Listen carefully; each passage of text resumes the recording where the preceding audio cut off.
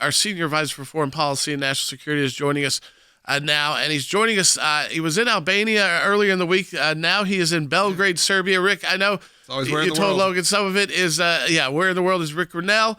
Some of it you don't want to get too in the weeds, but to tell people a little about what you're doing in Belgrade. I know we've talked about on the air before. Yeah, well, now that I'm in the private sector, I'm taking all of my advice that I was dishing out as the presidential envoy for Kosovo and Serbia.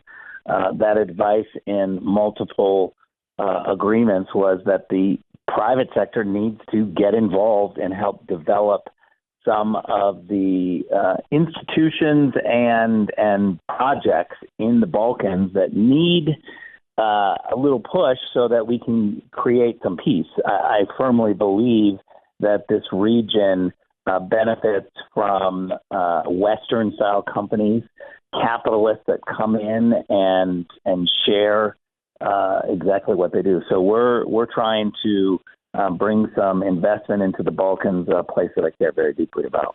I want to go to this story. It's in CNBC. It's Microsoft actually warning the U.S. that Chinese state-sponsored hackers have compromised critical U.S. cyber infrastructure across numerous industries. But here's the kicker.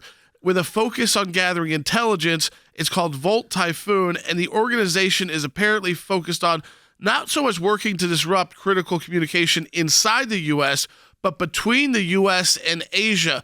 Rick, to me, if I read between the lines there, I think that if you were a Chinese hacking group thinking that your country may be on a build-up towards an invasion of a place like Taiwan, you would want to make it more difficult for those actors to be able to communicate safely.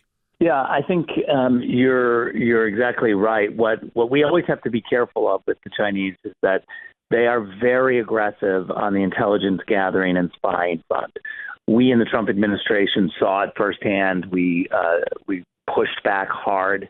It was one of the reasons why I think Donald Trump was really disappointed with European leaders, because they would talk a big game about seeing how China was gathering intel against the West, and yet they would continue to do economic development with it. I mean, the country of Germany has so many cars that are being sold throughout China that they're really hesitant to be tough on China. And we've got to be able to change that.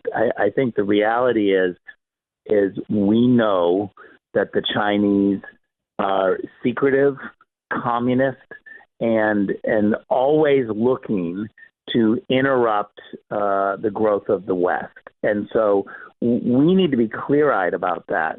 I do think I'm encouraged that both sides of the aisle, Republicans and Democrats in Congress, have recognized that we got to bring the supply chain home, that we have to be very careful with what China is doing to our local politicians. When I was DNI, the local politicians, mayors, city council members, they were being targeted by the Chinese, and many of them didn't realize it. And so we in the Trump administration were doing what we call defensive briefings, and it would literally be briefings for individuals who didn't know that they were in some sort of the crosshairs of Chinese spies.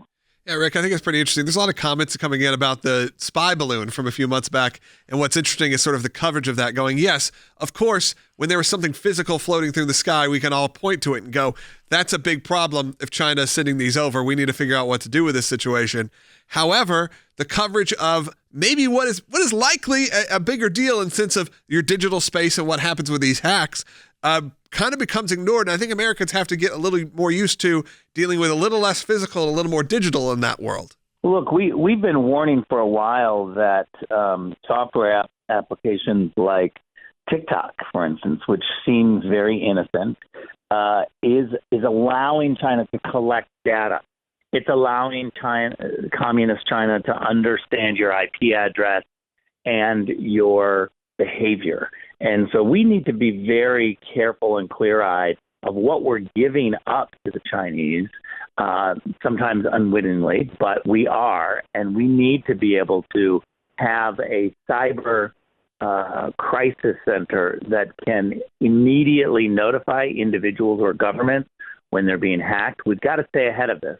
And what we absolutely have learned is that it's an ongoing 24/7 process. You can't just successfully get one type of digital application and think you're done.